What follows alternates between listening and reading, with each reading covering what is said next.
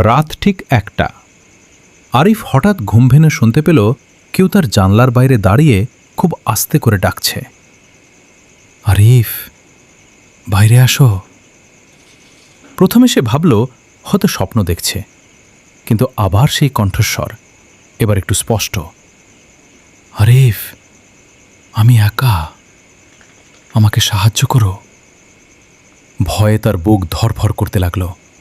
জানলার পর্দা সরাতেই সে দেখল সাদা জামা পরা একটি ছোট্ট মেয়ে রাস্তার পাশে দাঁড়িয়ে আছে।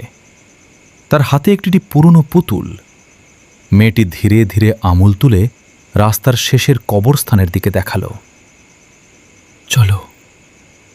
আরিফ জানত এত রাতে সেখানে যাওয়া ঠিক না, তবুও যেন কোনো অদ্ভুত শক্তি তাকে টানছিল।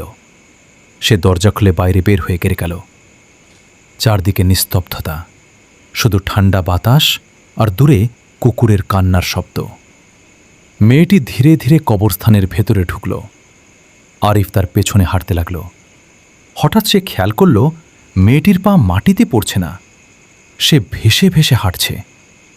আরিফ থেমে গেল। ঠিক তখনই মেয়েটি ঘুরে দাঁড়াল। তার মুখটা ফ্যাকাশে, চোখ দুটো সম্পূর্ণ কালো, ঠোঁটে অদ্ভুত হাসি। সে ফিস ফিস করে বলল, তুমি অনেক দেরি করে ফেলেছ। হঠাৎ কবরগুলোর ভেতর থেকে ঠক ঠক শব্দ আসতে শুরু করল, যেন কেউ ভেতর থেকে বের হতে চাইছে। আরিফ দৌড় দিতে গিয়েও পারল না, তার পা জমে গেছে।